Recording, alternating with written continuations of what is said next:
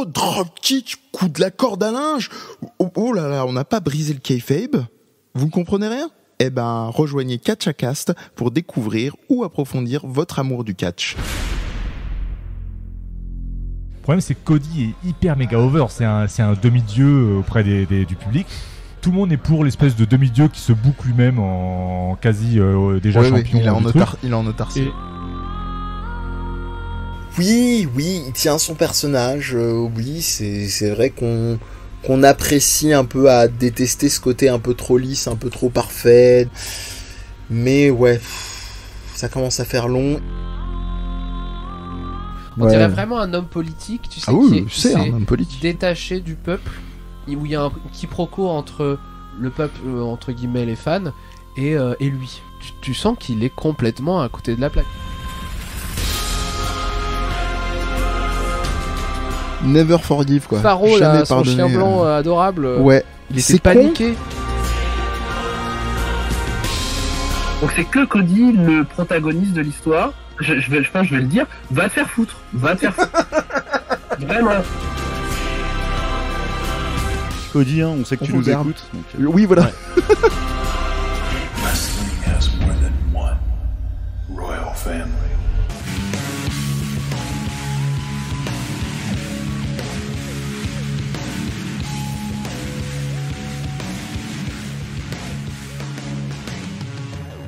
Bonjour à toutes et à tous et bienvenue dans ce nouveau numéro du Catchacast. Numéro spécial si on pourrait dire, mais en tout cas avec une actualité qui a défrayé les chroniques. L'internet s'est enflammé, c'était déjà le cas. Allez, on vous le donne en mille, on en avait parlé depuis un moment, on est un peu les visionnaires du catch. On vous maraboute depuis des années parce qu'on en parle depuis un moment. D'ailleurs, c'est qui ? C'est Félix, n'est-ce pas Félix ? Bonjour. Salut Mehdi. Tu as publié une petite pastille audio pour montrer que on n'est pas opportuniste par rapport au sujet dont on va parler aujourd'hui, parce que ça fait un moment qu'on en parle. Ah ouais, ça fait bien... Si mes calculs sont exacts... De 3 ans ? Ça fait 3 ans, ouais. 3 ans, bon. Ça fait 3 ans. Mais quel est-il ce sujet ? Allez, on va arrêter de tourner autour du pot si vous nous rejoignez. Donc le Catchacast, votre émission, votre podcast préféré de catch, et on va vous parler de Cody Rhodes, ou Cody selon les contrées, effectivement, quand la WWE ne voulait pas, et vous allez voir que c'est assez drôle finalement le tournant, le virage qui s'est fait pour Monsieur Rhodes, dont on va vous parler. On va un petit peu vous présenter avec quelques repères, parce que tout le monde ne le connaît pas, ou peut-être pas autant en détail que nous, surtout que Félix, bien entendu, l'encyclopédie vivante du catch, en plus d'être à la technique et tout ça. Bon, c'est toujours mon petit plaisir de le rappeler parce qu'il fait un super boulot, et n'oubliez pas de nous rejoindre évidemment sur le Twitter et le Facebook de l'émission. Il publie toujours des petites choses sympathiques. Donc Cody Rhodes, alors est-ce qu'on commence par le socle WWE ? Est-ce que toi tu le repères également à un autre endroit, ou est-ce que c'est une bonne base ? Ah non, c'est sa base même. C'est sa base, d'accord. Au niveau catch, c'est sa base. Et celle de sa famille, pour lancer le truc.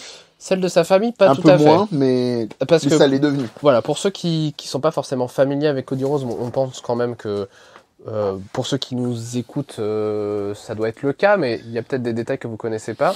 Cody Rhodes, donc c'est le fils de Dusty Rhodes, qui était une véritable star du catch américain dans les années 70-80. C'est aussi un des piliers de l'opposition de la WWE dans les années 80. C'était le booker, donc le faiseur, faiseur de stars, le faiseur de matchs, le faiseur de shows pour ce qui deviendra plus tard la WCW. Ouais. C'est un ancien champion du monde poids lourd NWA, c'est le rival fétiche de Ric Flair quand il était encore sur le ring, etc. Et si ça vous dit quelque chose, parce qu'on vous en a parlé pendant l'émission sur les promos. Exactement. Notamment sa fameuse promo, c'est toi qui l'avais cité, je crois, ouais. Hard Times. Non, c'est Michael.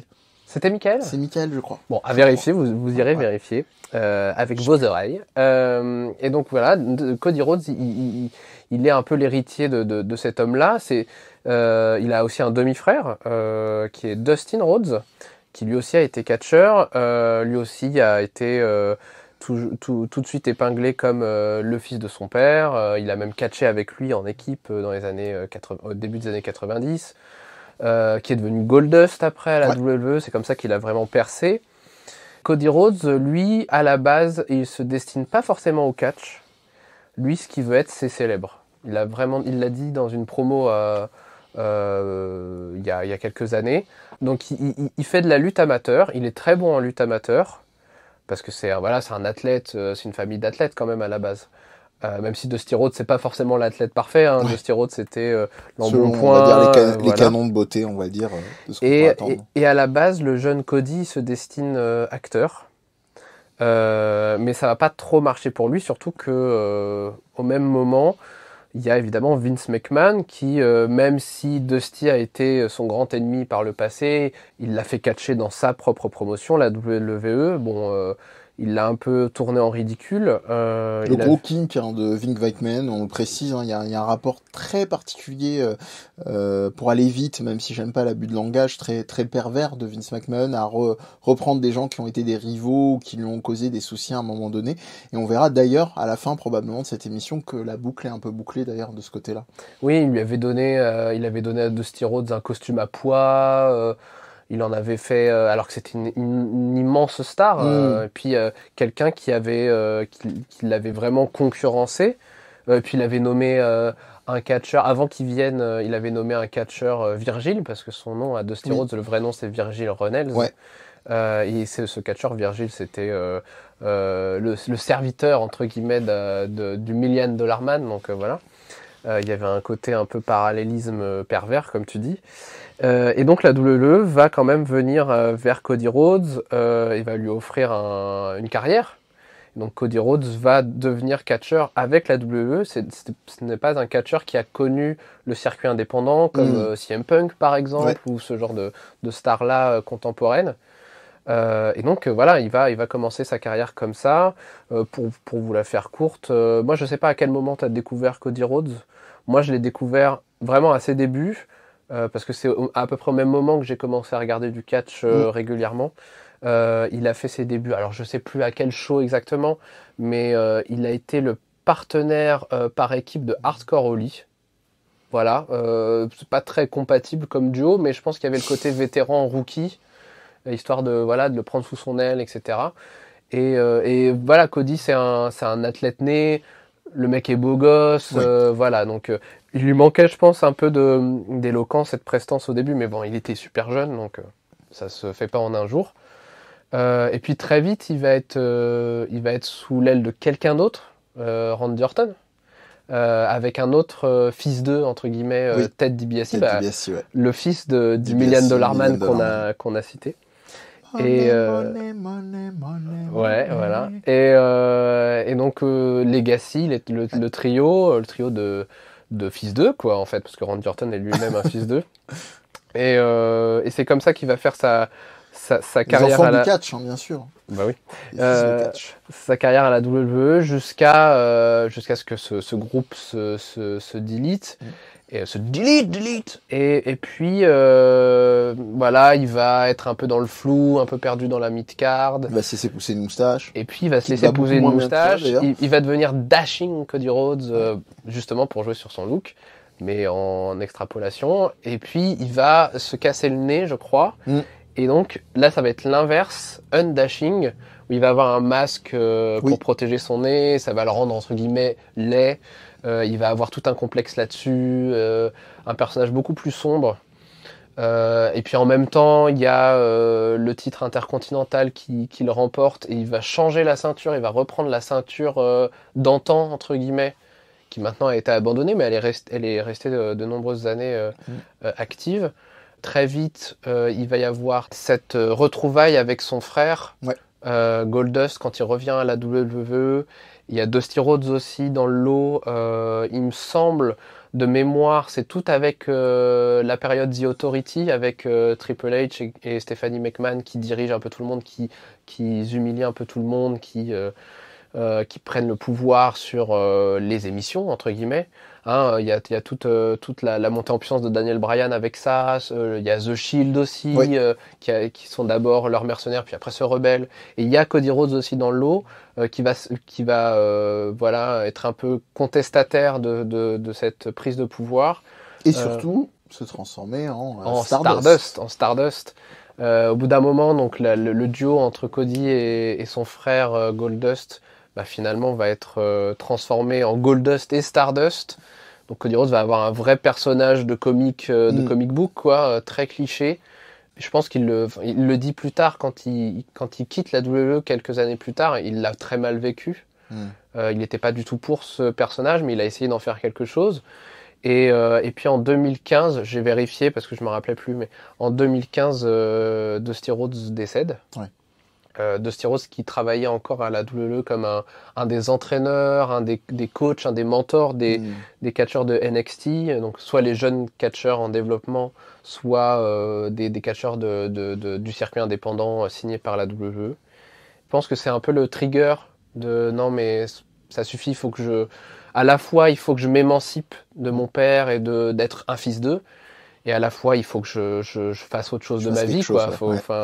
Et un an plus tard, parce que c'est pas tout de suite après, hein, j'ai vérifié, moi, dans mon esprit, c'était vraiment en même temps. Mais et en fait, c'est un an après qu'il donne sa démission, qui est accepté. Et qui part sur les routes ROHN et NJPWN. Ouais, et puis Impact aussi. Et Impact, oui, c'est vrai. Un petit peu. Ça, j'en ai beaucoup moins suivi. Voilà, c'est là où il va vraiment se recréer une image. Je pense que c'est le premier... Même se créer, en fait. Si on suit la logique de ton récit, c'est ça qui est intéressant. Mais il y a quand même l'héritage de son père et de son frère qui trimballe. Mais qui est pas le sien à proprement parler, quoi. Donc il y a la Ring of Honor où vraiment il va devenir champion, il va devenir un vrai protagoniste. Ouais. À la New Japan, il va être dans l'ombre de Kenny Omega et ça va faire une guerre civile pour le Bullet Club. Et je pense que c'est comme ça aussi qu'il va se forger encore plus ce personnage de heel. Mais comme je disais, c'est un peu le premier à avoir fait le chemin inverse, à être vraiment un catcheur made in WWE, modelé de zéro à la WWE, qui va conquérir le circuit indépendant sans s'apesantir sur ce qu'il avait fait avant. Parce que souvent, genre par exemple Ryback, il est sorti de la WWE, il est resté Ryback et ça n'a pas du tout marché pour lui d'ailleurs. Lui, il a vraiment fait un travail de non, je veux affronter ces catcheurs-là du circuit indépendant ou du Japon, etc. Je veux aller à la PWG parce qu'on m'en dit que du bien et voilà. Il y avait un vrai intérêt, un vrai respect, une vraie attirance pour ce monde extérieur qu'il n'avait jamais exploré. Et je pense que c'est ça qui lui a permis d'avoir un vrai respect, un vrai intérêt pour les fans non WWE. Et donc, on en arrive évidemment à la création de l'AEW. Ouais. J'allais simplement dire, juste avant de sauter le pas, un petit peu pour être synthétique, pour les gens qui découvrent tout ça d'un coup, ce qui est intéressant, c'est que c'est vraiment, on peut dire ce qu'on veut de lui, et on vous le disait en plaisantant à moitié, on a tendance à pas mal le charger depuis 3 ans, mais c'est ce qu'on dit souvent quand on parle de catch, on va dire il y a 3 types de catcheurs, ceux qui sont vraiment over the top, hein, comme l'a été un moment au hasard, pas parce que c'est un de mes boys, mais Daniel Bryan, où là on a un niveau où il faut demander à la foule de s'arrêter quand il y a des pops, tellement c'est violent, véridique, hein, regardez dans les archives WWE. Il y a ceux effectivement dont on parle parce que ils sont détestables mais que ça marche.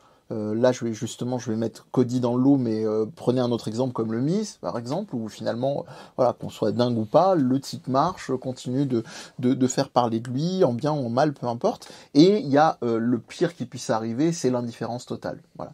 Et là, Cody, il est clairement dans le deuxième, en se plaçant toujours en tant qu'antagoniste, comme tu l'as très bien dit, en se positionnant sur des strates très variées du catch, pur produit WWE, puis conquête de l'indé, même si c'était entre guillemets dans son ADN avec son héritage, qui lui a sûrement aussi ouvert des portes, mais en même temps il démérite pas, parce qu'on l'a pas encore dit, mais enfin tu l'as dit un petit peu au début, c'est un technicien, mais c'est un bon catcheur. Pas technicien, mais athlète en tout cas. Voilà, il sait bien se placer, il est et puis surtout, on parlait de beau gosse, mais il a aussi beau gosse avec une gueule de l'emploi détestable. Alors, ça va être très bizarre de les mettre il a le sourire narquois voilà. Parfait, quoi. Pour moi, ça va être très bizarre de le mettre au même niveau et dans la même phrase que ça, parce que c'est mon turbo boy dans mon panthéon auprès d'un Kenny Omega et d'un Daniel Bryan. Il y a un côté un peu Switchblade, un petit peu Jay White, avec ce petit sourire effectivement en coin, mais résolument cette gueule et ce physique taillé, hein, vraiment les deux, effectivement là-dessus tu peux rien leur reprocher de ce côté-là.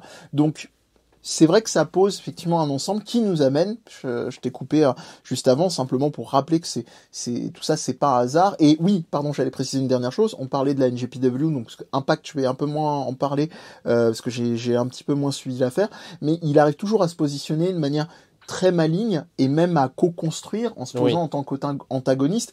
Il y a ce fameux arc merveilleux de Being the Elite à l'époque où on le sent qu'il est toujours en mode fouine, d'où ce fameux passage avec ce zoom qui venait d'un couloir entier et qui venait à son oreille à laquelle il portait la main. C'est extrêmement drôle, quoi. Le personnage était taillé pour lui.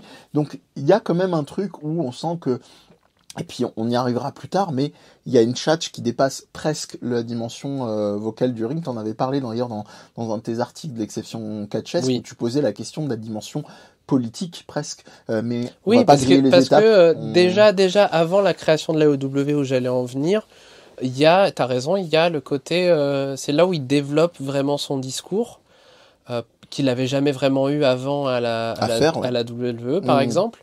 Et il va vraiment avoir un discours, ce discours vraiment humble, modeste, de j'explore le monde, comme je disais, PWG, Evolve, même des petits lieux, quoi, pas forcément la New Japan et le Tokyo Dome, quoi. C'était aussi des petits lieux, entre guillemets, du circuit indépendant. Il est allé en Angleterre, à la WCW, t'y étais allé en plus.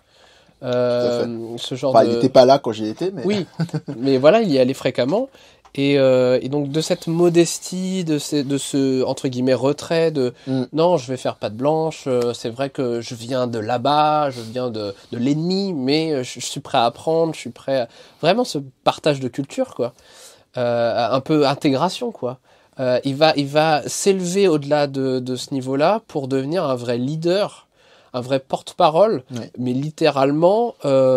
Par exemple, je sais pas si tu te souviens, c'était à l'époque de Being the Elite justement, où ils envahissent un des lieux où la WWE tient Raw ou SmackDown, bien ou un sûr, truc comme ça, sur où ils ont un magnétophone et voilà, et où il y a toute la foule, un porte-voix, où il y a toute la foule, etc. Et c'est lui qui le tient. Et puis dans Being the Elite, il y a toute une story aussi où il veut soi-disant devenir sénateur ou je sais pas quoi, et il y a tout le côté je cherche le soutien des autres alors que les autres sentent que lui essaye de casser un peu les couples d'amis, les Bucks, Omega, de foutre la zizanie. Mais ça construit toujours des choses. Ça construit toujours des choses de prise de pouvoir, parce que ce qu'il veut, c'est un peu ça, c'est finalement le spotlight, c'est l'influence, ce que le jeune Cody voulait, et on va y revenir, je pense que ça joue sur ce qui se passe en ce moment. Et donc, l'AEW, création de l'AEW en 2019, fin 2018, début 2019. Sachant qu'au préalable, je suis désolé de te couper, vraiment une dernière fois, on a eu le droit au All-In. Oui, effectivement, qui a été, c'est très important. Lui aussi est hyper une important. vraie conduction. C'est un travail d'orfèvre. Hein. C'est le le dossier, on va dire, que t'apportes aux banquiers, aux investisseurs, pour pouvoir monter quelque chose. C'est vraiment, si vous voulez un exemple de business plan, vous regardez All In. Hein, c'était un événement où il a rassemblé sur cette idée, à vous, tous ceux qui se sentent rejetés par la WWE, qui ne se sentent pas entendus pour le booking, qui veulent du catch de qualité, un peu pour les plus vieux, un peu comme l'appel de Coluche pour les Restos du Cœur. Pour moi, ça, c'est plutôt la promesse de l'AEW. Pour moi, la promesse de All In, c'est plus un pari. Et c'est Cody Rhodes en plus. Mais c'était le filigrane, je pense qu'il y avait quelque chose, une volonté de après, mais au début, je pense que c'est juste un pari de Non, tu vas voir. Tu vas voir, en fait, on est capable. Parce que à ce moment-là, donc c'est en 2018. Je pense que c'était pas aussi élaboré que déjà de l'idée de l'AEW. C'était juste genre, je peux le faire. Ouais. Ok. Au début, vraiment au début. Ok. Quand on est arrivé à All In, je pense qu'après, ils se sont dit, non, mais on peut en faire aussi. Aller encore plus loin. Et proposer ce havre, entre guillemets. Donc, All-in, zéro fédération, on précise. Hein. C'était un événement, from scratch. Enfin, zéro fédération. Oui, des croisements de catcheurs de différentes fédérations. Oui, non, mais même au-delà de ça, la production et une grosse partie du financement, c'était quand même la Ring of Honor. D'ailleurs, la Ring of Honor a toujours les droits du show. La EW, il n'y a pas de marque dessus, alors qu'on sait tous que c'est le truc fondateur. Mais oui, à la base, c'est un pari. Et encore, encore une fois, ça joue sur ce qu'on disait sur la transformation de Cody Rhodes comme leader porte-parole de ce monde-là. C'est le journaliste américain qu'on cite tout le temps, Dave Meltzer, qui répond à quelqu'un sur Twitter en disant non mais je pense qu'aucune fédération à part la WWE ne pourra aux États-Unis dépasser le 10 000 personnes en un show. Et c'est à un moment où la Ring of Honor, grâce à Cody, aux Young Bucks, à Kenny Omega, à Matt Hardy aussi, aux frères Hardy, avant qu'ils reviennent à la WWE, fait de véritables records de shows, pas d'audience, mais sur place, quoi, de spectatorat, je sais pas si on peut dire. C'est joli en tout cas. Et donc Cody Rhodes répond lui-même aux journalistes et dit non, je te mets au défi, enfin, je me mets moi-même au défi de te prouver qu'on peut faire. De te prouver le contraire, c'est ça que je cherchais. Et donc lui et les Young Bucks vont tout faire en termes de communication, de partenariat, etc. pour mettre All In en scène. Mais ils vont devoir avoir l'aide de la Ring of Honor. Et en, je crois, 30 minutes, même pas, le show dépasse les 10 000, la barre des 10 000 personnes, et donc prouve le contraire aux fameux journalistes. C'est quand même dingue, hein. C'est comparable à des ventes de concerts de stars de la chanson qui sont installées depuis des fois des décennies, quoi, ce genre de vente. Donc c'est quelque chose qui était assez monumental à l'époque. Hein. Et donc, quelques mois plus tard, on apprend que ces 4 catcheurs, qui étaient à la New Japan et à la Ring of Honor au niveau contractuel, vont quitter tout ça. Alors on ne sait pas si c'est pour rejoindre la WWE qui a énormément d'argent et qui peut signer qui ils veulent, ou si c'est pour commencer une véritable promotion, une véritable structure à part entière. Et ça va être le cas avec la EW et avec Tony Khan, qui porte l'idée, qui porte l'argent aussi, et surtout, qui en est le patron. Et donc voilà, on part là-dedans et tout est tracé. Mais avant d'aller sur ce terrain-là, parce que je pense qu'on s'approche un peu du vrai méta-sujet de l'émission, à quel moment, toi, t'as découvert Cody Rhodes? À quel moment, vraiment, t'en es peut-être devenu fan, ou peut-être pas jusque-là, mais en tout cas, tu t'es intéressé? Ou détesté de manière constructive. Moi, je l'ai découvert concrètement à la même époque que toi, WWE, mais beaucoup plus marqué par Evolution et Legacy, tu veux dire? Legacy, pardon, et son duo avec Goldust en tant que Stardust, même si c'était largement perfectible comme lui-même en faisait le bilan. Et je crois que le pic où je me suis dit vraiment le gars quand même est capable, ça a été ce mix entre la Ring of Honor où il commençait vraiment à beaucoup avoir le vent en poupe, et ce fameux match contre Kota Ibushi à la NJPW, je sais plus, j'ai du mal avec les dates, mais ça doit être le Tokyo Dome, mais je sais plus quelle année non plus. Où comme il le faisait souvent à son habitude, il amenait beaucoup Brandy, parce que ça aussi on l'a pas cité, son épouse Brandy Rhodes, ça reviendra progressivement, mais c'est aussi leur marque de fabrique, hein. C'est pour recontextualiser, hein, Brandy Rhodes qui était catcheuse et qui elle était intervieweuse, mais elle s'entraînait pour faire du catch en parallèle, et ils se sont rencontrés à la WWE. Voilà. Et ça fait vraiment partie de la marque. Ils en sont partis ensemble d'ailleurs. Oui, voilà, c'est ça. Et ça fait partie effectivement de la marque, un peu comme, mais dans un tout autre registre, Maryse et The Miz que je citais un petit peu plus tôt. Ou encore plus loin, et lui il le dit très clairement, son modèle c'est Triple H.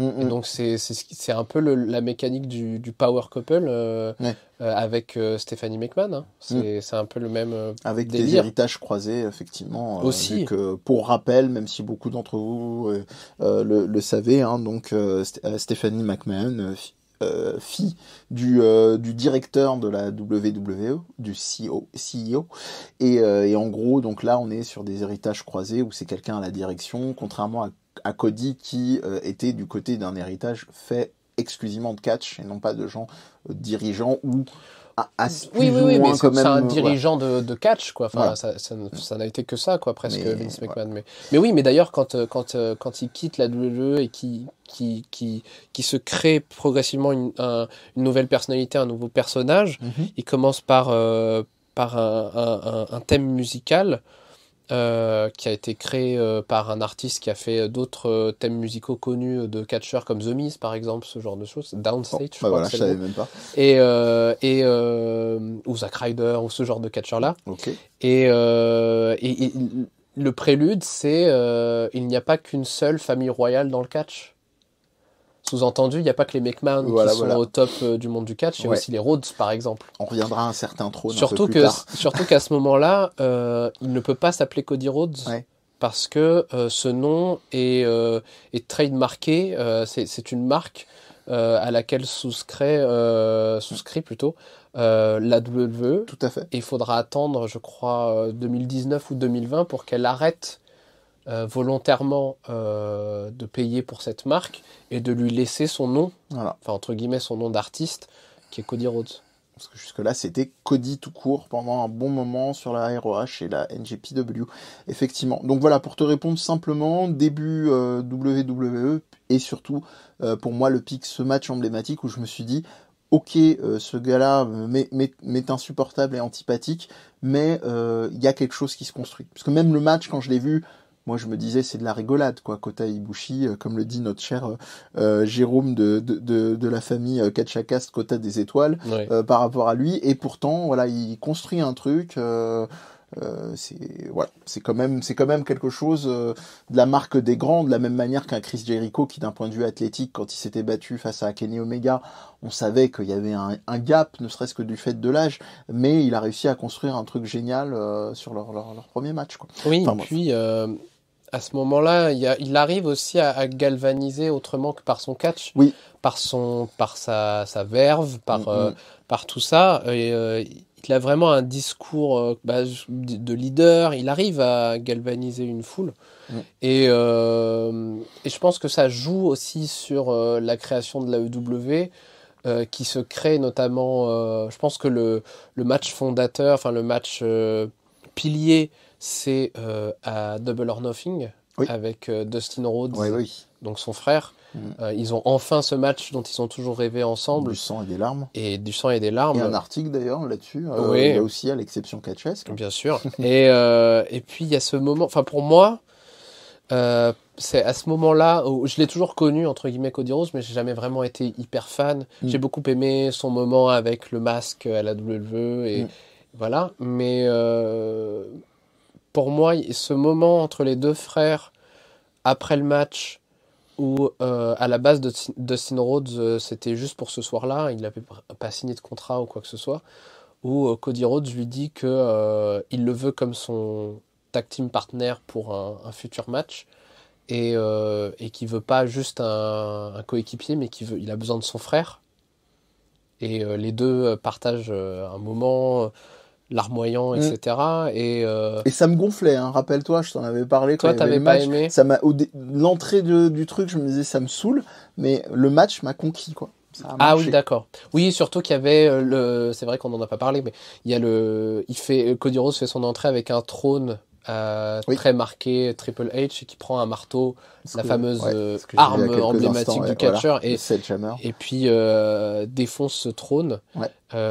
Pour vraiment il n'y a plus d'ambiguïté, quoi. C'est ça, casser l'ambiguïté, tourner la page d'une manière vraiment violente. Je vous ai montré que voilà. Et Ouais, ce moment entre les deux frères, pour moi, ça a mis Cody Rhodes dans une autre, à la fois dans la stratosphère, mais dans une autre dimension. Ouais. Vraiment, c'était un des seuls catcheurs qui arrivait auquel je pouvais m'identifier sur un certain point. Ouais. Je vais y venir, mais aussi à transmettre une émotion vraiment hyper sincère. Tu sentais que, bon, ok, il y a le côté théâtralisé parce que c'est un théâtre. Enfin, le ring, c'est un théâtre. Mais tu sentais quand même qu'il y avait de l'honnêteté, de la sincérité. Oui, bien sûr. Et puis voilà, il n'avait pas peur de se montrer vulnérable à ce moment-là. Et souvent, les catcheurs, quand ils pleurent ou quand vraiment tu sens que c'est important émotionnellement pour eux et donc pour toi, le spectateur qui suit ce catcheur-là, c'est parce que c'est malheureux, parce que, je sais pas, c'est l'un de leurs amis qui est mort, ils sont obligés de prendre leur retraite, ils sont obligés de lâcher, voilà. On le verra un peu plus tard d'ailleurs, il y a eu un autre signe annonciateur avec les fameuses bottes. Oui, c'est vrai. Ouais. Et... Il a tout fait. Il a fait tous les tropes en vrai. Non, mais c'est intéressant. Hein. C'est vrai. Et parfois, justement, c'était du surjeu. Enfin, on pouvait croire à du surjeu et du coup, la sincérité était cassée. Ouais. Mais là, pour le coup, non. Et ça rejoint aussi quelques mois avant, donc à All In, il gagne le titre NWA, qui était un des titres qu'avait porté son père. Et je pense que ça avait beaucoup compté pour lui. Oui. Et pour moi, il y a ça, c'est ça le deuxième rapport que j'ai avec lui, c'est que voilà, il a perdu son père. Bon, il avait 30 ans quand je crois qu'il l'avait. Il a 36 ans aujourd'hui, donc ouais. Moi, je l'ai perdu beaucoup plus jeune, mais il y avait ce côté-là, quoi. Pour lui, c'était hyper important, à la fois compliqué et à la fois hyper important pour lui de marcher dans les mêmes pas que son père. De le porter vraiment en triomphe parce qu'il sentait qu'il avait été oublié, ou tu vois, il y a le côté famille royale. Bon, lui, il y a tout ça, il est né avec un plateau d'argent et une cuillère en argent dans la bouche, hein. Sa famille, ils n'étaient pas pauvres, voilà, son but dans la vie c'était d'être célèbre, voilà, ça n'a rien à voir avec Dusty Rhodes qui partait un peu de rien, mais voilà. Et puis le côté porte-parole, c'était lui l'image, c'était lui le père, le prince de cette révolution que portait l'AEW à sa naissance, pleine de promesses, pleine de beaux discours finalement. Mais il n'hésitait pas, à prendre tout ça sur ses épaules et à nous emmener. Et c'est un peu le Stéphane Bern du catch. Peut-être pas. Là, je suis devenu super insultant d'un coup. Mais parce que je sais pas ce qu'il pense des éoliennes, par exemple. Tu vois, ouais, voilà. Tu vois. Ouais, voilà. Pour moi, il y avait tout ça en un, et enfin un leader de cette minorité, entre guillemets, de ce monde extérieur à la WWE. Est-ce qu'on pourrait dire catch de gauche même, tu vois? Alors que lui, il n'est pas trop de gauche. Ouais, c'est un peu fort. Mais en tout cas, là où je te rejoins, je suis d'accord, c'est qu'il a mis des gros spotlights en quelques années, là où ça n'a pas été fait en 20-30 ans sur le catch indépendant. Et par extension, les gens découvrant ça, quand ils sont un peu, comme tu disais, en lâchant le terme catch de gauche, quand ils sont un peu concernés, se disent, ah bah oui, c'est vrai que les conditions sociales sont pas les mêmes, on signe pas les mêmes façons, on n'est pas payé de la même manière, et à la fois ils sont admirables effectivement de continuer sur ces domaines-là, mais c'est vrai qu'il y a encore tout qui est à faire, et entre les lignes aussi, c'est quelque chose qui était une ligne forte d'ailleurs du lancement de la EW, hein, c'était avoir donné une meilleure couverture sociale aux catcheurs, effectivement, qui venaient pour la plupart de l'indé, qui étaient ce qu'on appelle les indie darlings, hein, un peu les chéris de l'indépendant. Oui, et puis il incarnait aussi le mécontentement de tous ses anciens collègues. Ouais. Ok, on est bien payé, mais on est traité comme de la merde. Oui, aussi. On n'a aucun contrôle sur ce qu'on fait, alors qu'on est censé être des auto-entrepreneurs, enfin des intermittents du spectacle, entre guillemets. Donc on a aussi normalement un contrôle sur notre carrière, ce qui n'était pas le cas à la WWE et ce qui n'est toujours pas le cas.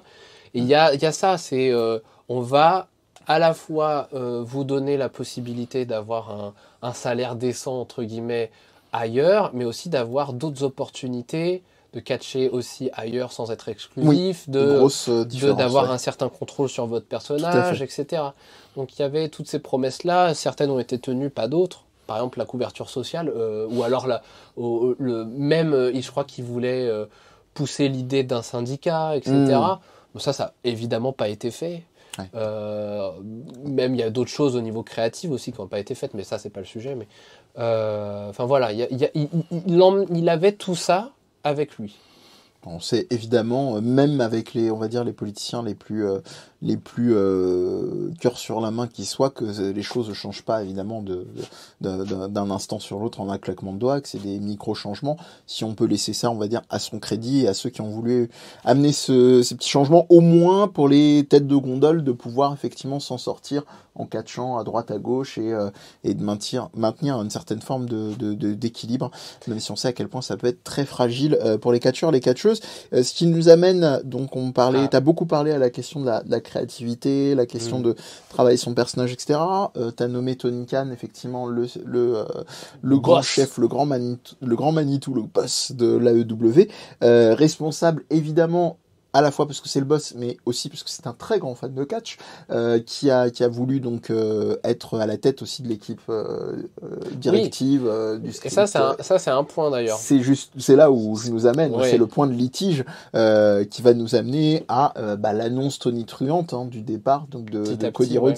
Et de Brandy Rhodes, on y reviendra peut-être à un moment ou un autre, de la EW. Donc, vas-y, peut-être que tu voulais emboîter le pas sur ce... parce que, Double or Nothing, tout ça s'enchaîne. Ouais. Et donc, en 2019, ça y est, la EW est lancée avec Dynamite, leur émission hebdomadaire. Donc, ça y est, c'est une vraie promotion. C'est pas juste des shows, c'est pas juste des promesses. On est dans le dur. Et donc, ça commence par ces 4 larrons, donc Cody Rhodes... Enfin, c'est 5 avec Brandy Rhodes quand même, parce qu'elle a un rôle structurel dans la compagnie.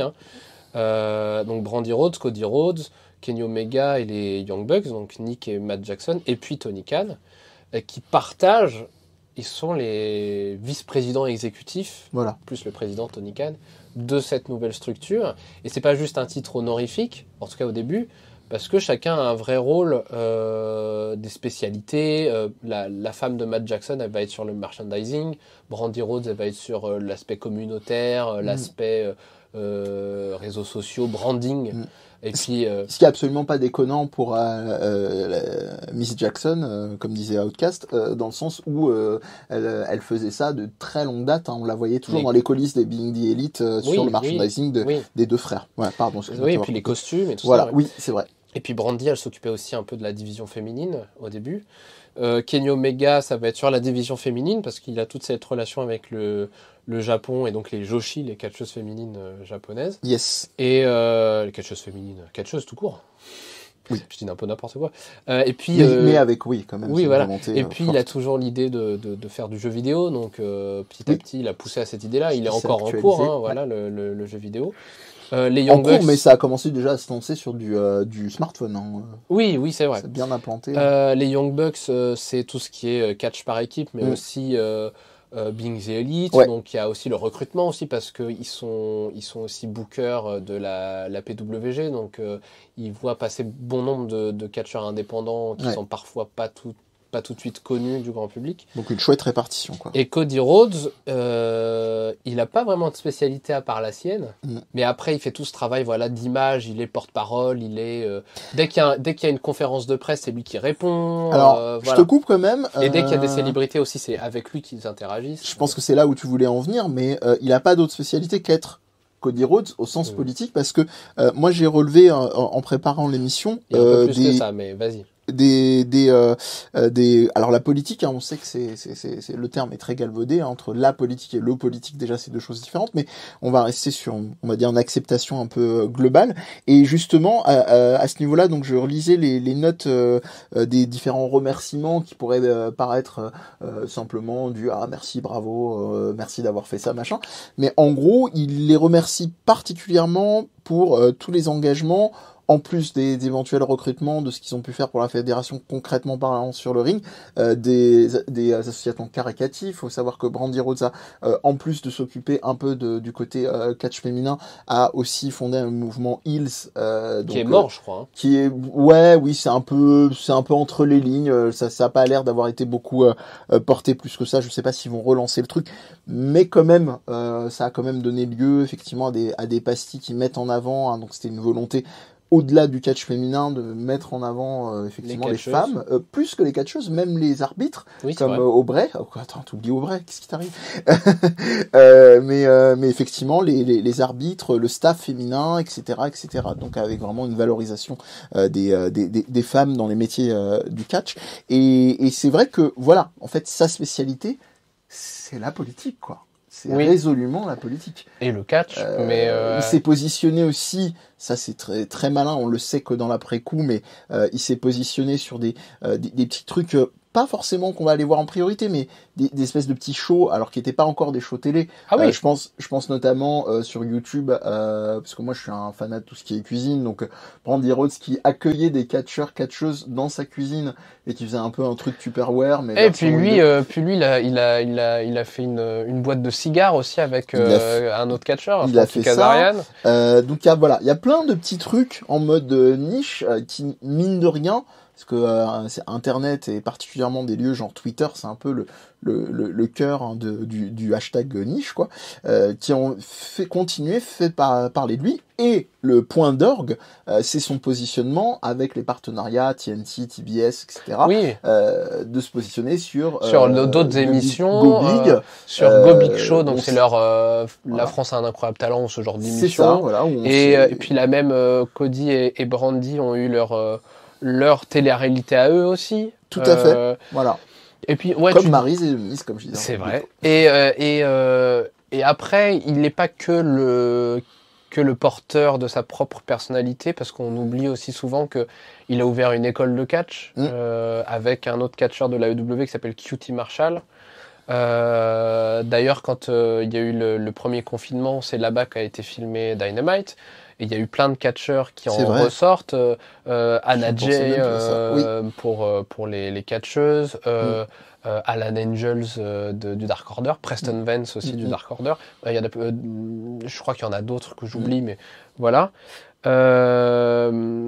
Et surtout, là où je voulais finir, le temps que tu retrouves effectivement les idées que tu cherchais, c'est quand je dis résolument politique, hashtag businessman, évidemment, je pense que ça s'entend, mais dans le sens où, contrairement par exemple à Miz et Maryse, qui quand même dépendent beaucoup, voire majoritairement de la WWE pour leur succès, même si effectivement ça s'est greffé plus sur des chaînes comme E! Et compagnie, qui est une très grosse chaîne en mode, imaginez si Closer avait une télé chez nous, quoi, ou voilà, bref, ou Gala, et en gros là c'est leur marque, quoi, c'est eux qui, je pense, posent les règles, c'est eux qui savent qu'ils ont un capital, littéralement, hein, si on veut rester encore dans le discours politique, à faire valoir. Ils sont vraiment constitués comme une marque qui presque n'attend plus de l'AEW pour se dire, bah voilà, c'est nous les Rhodes, quoi. Et c'est là où le bas blesse, ou en tout cas commence à blesser, je sais pas si ça marche, mais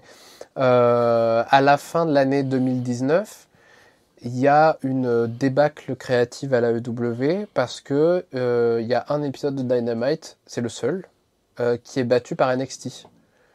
Donc leur compétition à l'époque, parce que maintenant c'est plus le cas, aux États-Unis en termes d'audience, ils étaient à la même grille de programme et sur 2 chaînes interposées. Et Tony Khan dit c'est pas possible, il y a trop de choses qui vont pas au niveau créatif. Il y avait le Dark Order, la première version du Dark Order qui marchait pas du tout. Ouais. Il y avait le Nightmare Collective autour de Brandy Rhodes, je sais pas si tu te souviens, où il y avait Awesome Kong. Si, malheureusement, j'en souviens très bien. Ah oui, c'est vrai, t'avais parlé des séances de psy. Oui, on en reparlera sur notre format. De Brandy Rhodes, des séances de psy fictives, évidemment. Ouais. Et donc Tony Khan décide de reprendre la main sur toute la direction créative, et pas seulement entrepreneuriale de l'AEW. Chacun aura son mot à dire, mais c'est Tony Khan qui s'occupe de tout. Si tu veux donner ton avis, il le prend, mais il va pas te consulter avant. Et je pense que Cody Rhodes, parce que on en apprend un peu tous les jours en ce moment sur sa sortie de l'AEW récente, ça a beaucoup joué pour lui parce que déjà il perd un peu de son influence, de son pouvoir, etc. Et puis il perd ce côté, oui mais mon papa il faisait comme ça. Mon papa il était star du catch et il était aussi le dirigeant, enfin c'est lui qui était aux manettes aussi. Et moi moi je pouvais pas le faire à la WWE et là maintenant que je pouvais le faire on me le retire. Surtout que on le sait depuis longtemps, certes il a toujours été dans la même clique que les Young Bucks et Kenny Omega, etc. Mais ils ont jamais été forcément les meilleurs amis du monde. Ils ont pas les mêmes relations. Ça, je suis une quiche là-dessus. Je te l'ai déjà dit il y a pas longtemps les oui. les relations, c'est vrai. trucs. Dans les coulisses. Voilà. Mais il a jamais été le meilleur pote des Young Bucks, le meilleur pote de Kenny Omega. Kenny Omega en interview l'a répété récemment. Mais il l'apprécie quand même et il a toujours été, il a eu un grand respect pour lui et ils sont toujours super bien entendus. Ils partiront pas en vacances, mais ils partiront pas en vacances. Voilà. Et je pense que progressivement, il s'est détaché à la fois du côté influence. Il a plus la même influence à l'intérieur de l'entreprise, mais en plus, il se détache du vestiaire parce que il va déjà, il est il est toujours très bling bling, très clinquant. Donc par rapport aux nouveaux venus qui sont pas aussi bien payés que lui, ça doit le foutre un peu mal. Même s'il doit être régulièrement en costume 3 pièces. Voilà, même s'il doit être très accueillant. Enfin, je l'imagine pas du tout réfractaire aux nouveaux venus parce que quand on regarde l'AEW à l'écran, c'est toujours le premier à mettre en avant un jeune, même si c'est toujours un peu. C'est pas très subtil, quoi. On en a déjà parlé plein de fois dans le podcast, mais... Et ironiquement, il s'est enfermé dans son rôle. Il s'est enfermé dans son rôle, parce qu'en plus, voilà, il a un vestiaire à lui et à Brandi, donc il est pas dans le même vestiaire que les autres, alors que par exemple, Bryan Danielson, il a fait tout un truc pour faire partie du vestiaire commun. Ce que ne fait pas CM Punk ou les Bucks, voilà. Ou Cody Rhodes, donc. Il a son propre bus, donc il va pas voyager avec d'autres catcheurs. Le bus magique. Ce genre de choses. Et puis, moi, ce qui m'a toujours gêné avec l'époque Dynamite, parce que c'était pas forcément le cas à la naissance vraiment de la WWE, c'est toute cette entrée qu'il a.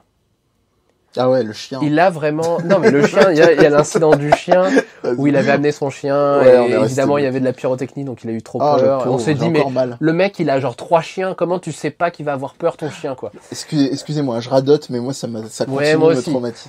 Mais non, mais il a toute cette entrée hyper clinquante, où il sort dessous la rampe d'entrée. et tu vois, ils ont un champion du monde. Mais le champion du monde, il entre comme tout le monde. Il n'y a que Cody Rhodes qui entre par cet interstice spécial Cody Rhodes. C'est que Cody Rhodes qui a un putain d'entourage autour de lui, qui a un coach, un deuxième coach, 3 rookies. La cour du roi, quoi. Et puis, oui, c'est ça. Puis il a même une pré-intro à son intro avec l'espèce de vocal féminin avant le thème American Nightmare. Donc il y a tout ça aussi qui prend... On sent que ça lui monte à la tête et qu'il se rend pas compte...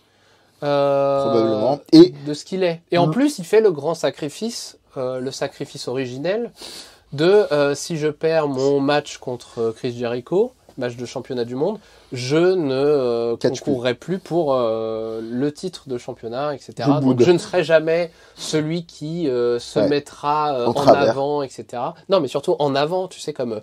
je sais pas moi, les Ric Flair ou les Dusty Rhodes ou les Jeff Jarrett ou tous ces catcheurs et bookers qui se sont fait à travers du bon déroulement. Je me suis voilà. Oui, voilà, mais qui se sont fait eux-mêmes champions du monde. Lui, il a dit non, je vous promets, etc. Mais je reste hyper la star. Vous devez m'accueillir avec un tapis rouge, etc. Donc tout ce paradoxe-là, et puis le dernier point quand même, parce que on continue de le charger à force de l'habitude.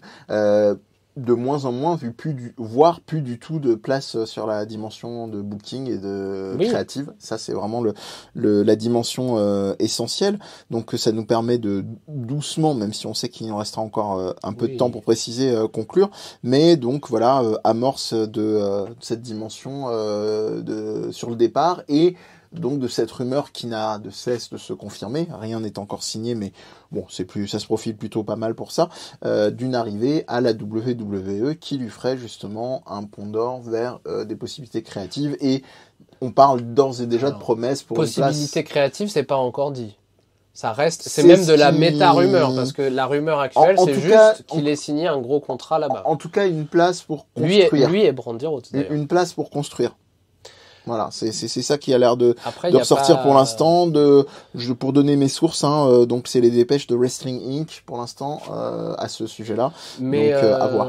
Mais surtout, d'où nous vient cette séparation, parce que c'est l'un des pères fondateurs de l'AEW, c'est celui qui a créé entre guillemets l'idée de All In. All In. Moi je. Non mais je suis simplement pour te. Oui, voilà, j'allais répondre aussi, mais vas-y. Mais non, mais techniquement, au-delà de ça vient d'où cette séparation, techniquement c'est son contrat de 3 ans arrivé à terme. Déjà. Chaque grand père fondateur de l'AEW ont une option que Tony Khan peut exercer. C'est-à-dire on négocie même pas de prix, tu restes encore pour 1 an parce que je l'ai décidé, et si tu veux pas tu démissionnes. Ce qui est plutôt bien, parce que bon voilà, ça te garantit un revenu. Il l'a exercé pour tout le monde, sauf apparemment Cody Rhodes. C'est-à-dire que ce n'est pas Tony Khan qui a voulu le garder, d'après ce que comprennent les journalistes actuellement quand ils demandent à leurs sources, etc. Et je pense qu'il y a une relation qui s'est détériorée entre eux, à la fois sur le côté, comme tu disais, pouvoir, influence créative, et sur l'entreprise. Et à la fois, il y a aussi... il y a 3 choses. Il y a ça, il y a le fait que ces derniers mois, on n'arrête pas d'en parler, mais Cody Rhodes, il est en roue libre et c'est hyper dangereux à l'écran. Il ne se rend pas compte de ce qui se passe. Il y a un véritable rejet des fans envers lui, que lui n'accepte pas du tout. Et je pense que vu qu'il a encore un peu de pouvoir sur son personnage, on ne peut pas trop le faire changer d'avis. C'est-à-dire que lui, il pense que non, il devrait être jusqu'au boutiste. Il devrait être John Cena, il devrait être une star internationale, etc. Et justement, pas un méchant, mais plutôt un protagoniste. Et il n'accepte pas ça. Et d'ailleurs, il a fait plein de promos où il le dit littéralement. Je ne vais pas changer de personnage, je ne vais pas faire de heel turn, comme on dit dans le jargon. Et pour lui, je vais pas changer qui je suis, il y a même pas de question de kayfabe, quoi. C'est vraiment, je vais pas changer qui je suis. Oui, en plus, c'est même pas une question de je veux être champion ou quoi que ce soit, parce qu'il est toujours le premier à perdre contre un genou, ou voilà. Mais il veut vraiment pas changer d'avis sur ce qui doit être à l'écran. Et la 3e raison, c'est, entre guillemets, pour cette raison-là, je mérite qu'on me traite comme je suis, comme un pilier, je veux plus d'argent, je veux regagner un peu de pouvoir dans cette entreprise. Je pense que c'est ça, c'est pas forcément la vérité factuelle, mais et je pense que Tony Khan ne le voulait pas. Tony Khan a son pouvoir, a sa main de fer, certes bienveillante, voilà, bienveillante, mais il ne veut pas la lâcher. Oui. C'est surtout qu'elle rentre pas en harmonie avec l'ensemble du groupe. Il y a un en plus, le consensus des vestiaires, c'est de dire Cody. Tu fais chier, quoi. Ça fait. T'es gentil, mais tu n'as pas beaucoup d'eau. T'as un peu le melon, quoi. T'as du mal à passer les portes, quoi. Tu vois. En tout cas, du côté de la WWE, comme je disais, pour arriver aussi un petit peu sur l'ouverture, même si on a fait un joli tour déjà, et plutôt limite dithyrambique, parce que il y a effectivement des industry sources, un petit peu des trucs qui fuitent, notamment un certain Keller du podcast Wade Keller, tout à fait, de TW Torch, qui parle effectivement de apparemment la WWE serait flatté de l'avoir au même titre qu'un Paul Heyman, quoi. Quand même, tu vois, au niveau flatteur, c'est Paul Heyman qui d'ailleurs n'a pas, au niveau créatif, soit dit passant, n'a pas été re-signé là, et Clear même. Bon, ça va être de la négociation, je pense. Non, je pense que l'avantage pour la WWE, c'est déjà, nous on peut, si tu veux, on te signe un chèque en blanc, quoi. Enfin, tu fais ce que tu marques ce que tu veux dessus. Parce que je pense que Cody Rhodes n'avait pas forcément envie de partir.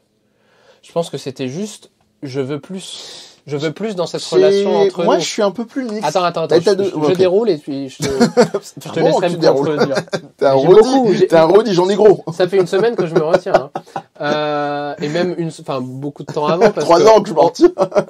Inside Information, on avait prévu le podcast avant l'annonce. C'est vrai. Donc, parce que pour moi, c'était le catcheur dont on parle le plus. Et Sans s'en rendre rappelez-vous, compte. on est visionnaire. Si vous avez besoin, Et regardez finalement, l'historique des tweets de Catch. c'est lui dont on parle le plus Ouais. actuellement. Non, mais je pense que pour la WWE, c'était à la fois on te signe le chèque que tu veux, et lui, voyant ça, il se dit si on me veut pas à l'AEW, j'ai du mal à dire non à cet argent. Mais surtout, je pense qu'il le comprend lui aussi. L'avantage pour la WWE, c'est de dire on a signé quelqu'un de l'AEW. Alors qu'eux, ils n'arrêtent pas de dire on reprend tous nos talents et on en fait quelque chose de mieux. Par exemple, Keith Lee. Voilà, c'est pas toujours vrai, mais en tout cas, c'est très unilatéral comme mouvement. C'est de la WWE vers la EW. Ouais. Alors que là, c'est l'inverse. Et c'est, je crois, une des premières fois. Et non seulement ça, mais en plus, c'est pas n'importe qui, c'est le père fondateur. C'est un des généraux, entre guillemets, de l'armée d'en face. Et en plus, il est content de venir, quoi, entre guillemets. Et le mec, c'est pas genre Kenny Omega, c'est pas l'OVNI, c'est la personnalité médiatique de la EW. C'est celui que les journalistes connaissent quand ils sont en conférence de presse. C'est celui aussi que les C'est Américains celui, connaissent par les shows télé. C'est dont celui on parlait qui se montre avec Snoop Dogg, avec Mike Voilà. Tyson, avec Ouais, Shaquille Shaquille O'Neal, voilà. Donc lui, il sait faire tout ça. Ou avec Stephen Amell aussi, son pote acteur de Green Arrow et de Heels, la série de catch. Donc je pense qu'il y a cet avantage-là. Et puis en plus, on est en pleine saison de WrestleMania, on va faire, faire le buzz, et puis on va peut-être essayer de vendre les 200 000 tickets qu'ils doivent vendre pour WrestleMania, et ils y sont loin encore. Les échos, donc, c'est soit une place à WrestleMania, soit le Monday Night Raw qui suit. Oui, d'ailleurs, on pourra finir là-dessus, à savoir ce que tu penses. De l'avenir du personnage, mais tu voulais dire autre chose. Mais ouais, je voulais simplement dire, je pense que c'est moite-moite dans le sens où je souscris à ce que tu viens de dire, mais je pense aussi que consciemment et inconsciemment, il sait qu'il a plus la place et la manœuvre pour faire ce qu'il va faire. En tout cas, comme il voudrait le faire. Comme il l'entend, et du coup, c'est plus simplement plus tenable, même si il continuera, parce que ça fait partie de son personnage et de son caractère, d'être bourru et d'aller jusqu'au bout du bout, comme il l'a fait sur toutes ses démarches. Et quelque part, de tout ce qu'on a dit, et malgré la façon dont on peut lui cracher dessus, quand bien lui en a fait. Mais ouais, voilà, la boucle est bouclée. L'ironie, moi, je reste quand même sur l'image quand même mais je pense probablement le sourire à tout le monde, c'est de se dire, comme tu l'as rappelé un peu plus tôt, qu'il a détruit le facsimilé du trône de Triple H et qu'il revienne au bercail. À un moment en plus, ironiquement, où Triple H est assez fragilisé. Peut-être justement, je pense qu'il va essayer, je pense qu'il n'y arrivera pas, mais peut-être qu'il va essayer justement de prendre cette place d'influence au niveau créatif, etc. Ça, ce serait ma boule, ouais. Mais moi non plus, j'y crois pas. Mais je pense qu'il aurait envie. Ouais, ça m'étonnerait pas. Ça, je crois que ce serait the sweetest revenge. Il a plus douce des revanches. Mais voilà, je pense que après pour la suite. Est-ce que avant d'aller sur la suite, qu'est-ce que t'en penses? Est-ce que tu penses que c'est entre guillemets une erreur à la fois de sa part ou aussi de la part de l'AEW? Est-ce que l'AEW va s'en remettre entre guillemets? Non, à ce niveau-là déjà. Je trouve que c'est sain. Moi, pour faire simple, je trouve que c'est sain. Je pense que l'AEW, pour être poétique, s'ils chient pas dans la colle, ils ont largement suffisamment d'or dans les mains, dans les doigts, que ce soit dans la gestion d'équipe ou les catcheurs et les talents eux-mêmes. Donc à eux de jouer. En fait, je suis plutôt enthousiaste parce que je trouve que c'est un bon test. C'est un peu comme quand on jette les oisillons du bord de la branche, au sens c'est un test dangereux, mais c'est un bon test. Allons-y sans cette cette influence, cette hype, ce personnage si symbolique. Et à la fois symbolique, mais à la fois problématique. Voilà, prouvez que vous n'êtes pas simplement une succession de tendances et de hashtags indie, machin, je sais pas quoi, que vous n'êtes pas forcément que des yes man à tout prix sur ce qui est demandé. Voilà, à vous de jouer. Et moi, je suis plutôt enthousiaste. J'espère que, évidemment, je souhaite que ça se cassera pas la gueule. Et pour lui, tu penses que c'est ça aussi ou pas ? Pour lui, je m'en fais pas trop. Honnêtement. Tu t'en fous un peu, ça que Non, je m'en fais pas trop au sens où je lui fais confiance. Un sacré briscard. Je crois qu'on a passé là près d'une heure à le dire. Le type, quoi qu'il arrive, non, parce qu'il sait vers quoi il se... Alors certes, il a changé depuis 5 ans. Il est vraiment une star, alors qu'avant, il n'était pas vraiment à ce niveau-là. Donc il a beaucoup plus de confiance en lui et aussi de choses à vendre, de valeur. Mais et je pense que pour lui c'est un challenge parce qu'il sait à quoi il s'oppose. Il sait qu'il a souffert quand même de sa fin de carrière là-bas. Bien sûr. Mais je pense que c'est un challenge, oui, de surmonter ces obstacles parce qu'il risque, peut-être pas tout au début, mais il risque d'être vraiment ridiculisé ou en tout cas laissé pour compte à un moment.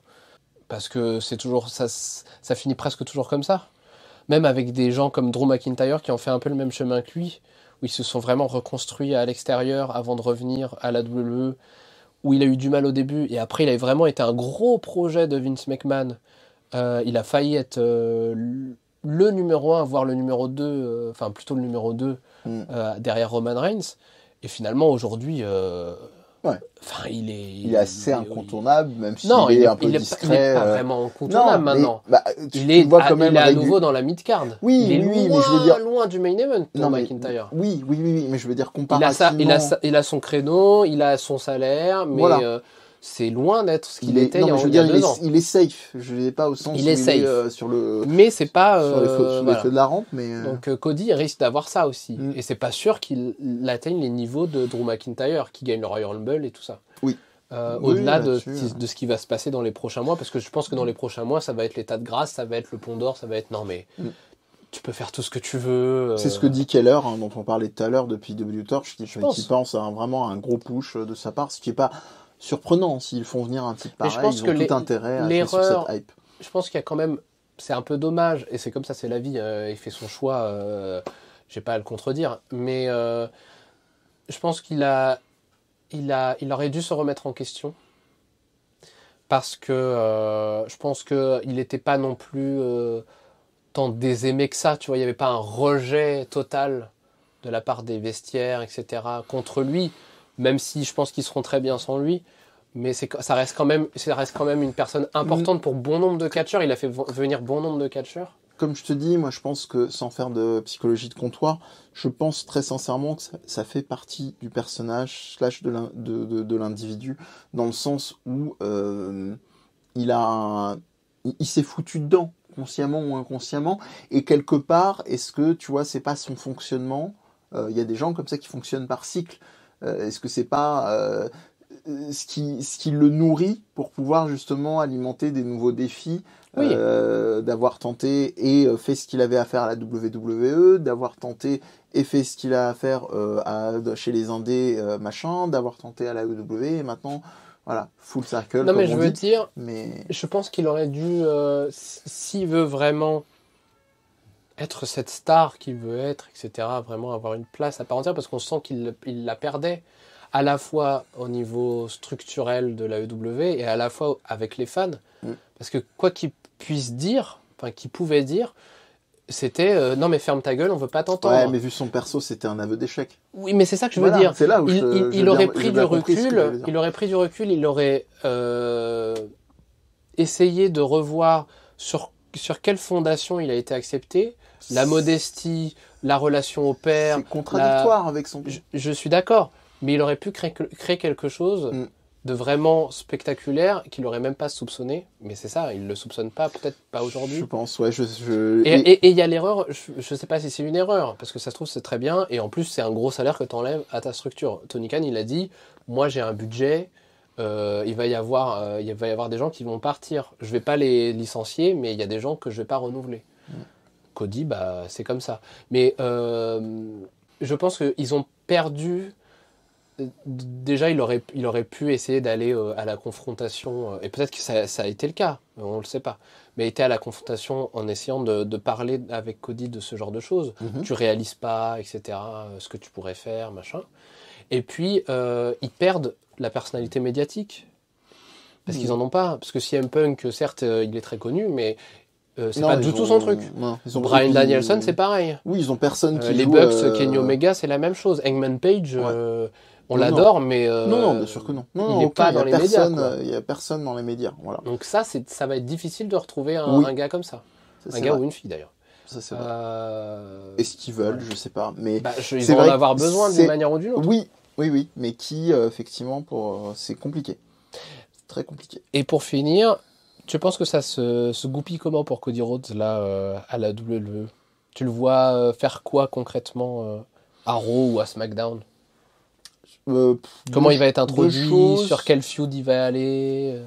J'ai pas beaucoup pensé, pour être honnête, donc je pense que je vais pas, sauf si ça me vient très rapidement, je vais un peu. Moi, je peux te donner des idées peut-être. Il y en a une sur laquelle je te rejoins, que tu as évoqué tout à l'heure, qui serait un peu le rêve ultime, effectivement, du côté de la branche de Hunter, donc de Triple H, d'aller ravir quelque chose de ce côté-là. Oui, mais là, ce que je disais, c'était en coulisses, quoi. Ravir cette place-là, après, mais pas je sais pas, peut-être peut-être aller le faire chercher dans un premier temps le titre intercontinental en termes de symbolique. Peut-être, ouais, mais bon. Mais voilà, là c'est pour pas trop réfléchir et pas embêter les gens à l'écoute, à glander pendant 1000 ans, à attendre qu'est-ce que je pourrais penser. Non. Je te dis ça, j'ai pas vraiment. Je pense que j'ai envie de me laisser surprendre aussi un peu. Oui, je pense qu'on a tous envie de se laisser surprendre. Moi, je pense qu'ils vont essayer de faire le buzz, de surfer sur ce buzz. Autant la EW, c'est no signal. Enfin, on l'a vu à Dynamite et tout ça, là, dernièrement. Ils en ont pas parlé du tout. Ou alors juste pour référencer un match ou un truc comme ça. Par exemple, son match avec Brody Lee, Mister Brody Lee, le dog collar match, là, le collier de chien, parce que CM Punk et MJF vont en avoir un de match avec cette stipulation. Ouais. Donc, ils ont référencé leur match, qui était super d'ailleurs, hein. Moi j'avais beaucoup aimé. Avec le recul, oui. Mine de rien, ouais, ce dont je me souviens avec Cody Rhodes à la EW, c'est son match avec Dustin et puis ses matraquages. Quand Brody Lee l'a matraqué, quand Malakai Black l'a matraqué, enfin voilà. Donc je pense qu'ils vont essayer, eux, pour le coup, de faire le buzz en mode ouais, je suis un peu l'envahisseur, je suis de retour les gars, tu vois, un peu jouer sur ce Nexus à moi tout seul, sur ce créneau-là, en mode oui, je suis devenu une star sans la WWE et maintenant je vais récolter ce que j'ai semé, quoi. Pour l'argent, pour le pouvoir. Je pense qu'ils vont le mettre en avant. Bitch, sinon il n'y a pas d'impact. C'est Brandy Rose qui va te dire ça, je pense. Et je pense qu'ils vont en faire quelque chose à WrestleMania. J'imagine très bien un truc... très bien. Je pense pas que ce soit très bien, mais je pense que c'est facile. Très bien. Mais du coup, c'est ce vers quoi ils vont tendre, peut-être, contre The Miz et Maryse. Oui, c'est vrai que ça peut être drôle, mais... Un coup versus un coup, c'est hyper téléphoné, mais je pense que c'est... Je sais pas si ça sera intéressant. Parce que je vois pas autrement, hein. Ouais, mais d'un autre côté, tu sais, t'as les rivalités de programme, donc est-ce que c'est intéressant? Je sais pas. Bah si, il y a plein de trucs à jouer là-dessus. Non, mais je te dis, avec les rivalités de programme télé, est-ce que c'est intéressant? Parce que faire cette rivalité, c'est rappeler qu'ils ont... Parce que c'est pas certain encore que la 3e saison, ils en soient pas. Cody et Roddy, c'est pas sur le même network la 2e télé. saison? Non, mais elle va être annulée, je pense. Ouais. Je pense qu'elle va être annulée parce que si le but c'était du cross-branding, du crossover entre Dynamite et Road to the Top, donc je pense que ça va être annulé. Mais je crois qu'on a ça fait pas mal de petites pistes. Mais le côté couple puissant, on partage le spotlight ensemble. Ouais. D'un autre côté, je leur souhaite pas parce que Maryse et Demi, c'est le truc facile à faire. Oui, mais c'est très potache et ça servirait pas Cody. C'est très potache, mais The Miz il peut renvoyer la balle. Ouais, au micro, il peut grave renvoyer la balle. Après, donc on peut avoir des trucs peut-être un peu sympas. Je suis tellement moins dans un mood WWE. Ah bah moi aussi, mais j'essaie juste de me projeter. Mais, ouais. Mais après coup, je vois pas. On verra. On verra. On verra. Après coup, j'ai du mal à voir un peu. On verra. Voilà. Voilà. Laissons-nous sur ces perspectives. N'hésitez pas, vous, sur Twitter, Facebook, à nous dire ce que vous en pensez. Il y aura certainement des tweets qui accompagneront au-delà de la publication. On continuera à suivre le dossier. On fait du service après-vente au KatchaCast. Merci Félix, c'est comme d'habitude. Merci Mehdi. C'était très très cool. N'hésitez pas... Ça m'a fait du bien. Ouais, il fallait que ça sorte. N'hésitez pas effectivement Twitter, Facebook à nous suivre, à nous dire des fois aussi ce que vous attendez éventuellement, peut-être comme potentielle émission. Ouais. On peut prendre des commandes, on répondra pas forcément à tout, mais on peut prendre si ça nous paraît carré, pertinent, etc. N'hésitez pas à nous suivre, c'est comme ça que ça marche. N'hésitez pas à aller lire l'exception catchesque de Félix. exceptioncatchesque.wordpress.com. Alors je le dis pas simplement parce qu'il est dans la même pièce et parce qu'on s'aime bien, mais je le dis blague à part parce que vous savez le rapport au podcast, effectivement c'est sympa, ça nous fait nous sentir intelligents, apprendre des trucs et tout, mais globalement en général moi dans ma façon d'apprendre des choses je trouve que je consolide beaucoup plus quand j'accompagne ça, j'ai l'impression que je parle d'un complément alimentaire, quand j'accompagne ça d'une lecture. Là il se trouve dans ce domaine là il y a ça, mais au même titre que à une époque j'étais un féru par exemple des cahiers du catch qui me permettaient de vraiment placer des dates, placer des éléments que je connaissais pas forcément avec une vraie écriture, une vraie recherche journalistique. Donc allez-y, allez voir, sinon après il va me dire c'est bon, arrête, c'est trop. Surtout que là je vais faire mon Cody, là je vais faire l'inverse de la modestie. Surtout que les anciens du cahier du catch m'ont vraiment félicité pour certains articles. Franchement, ça m'a beaucoup touché. Ouais, j'étais dans le coin, vu que c'est une de mes inspirations justement pour le KatchaCast. Encore une fois, la boucle est bouclée, comme je disais, pour Cody, justement, et son retour au bercail, a priori WWE. Voilà, et écoutez, merci de nous avoir écoutés, prenez soin de vous, et puis comme on vous dit souvent, amour et suplex. Ciao, ciao. Salut.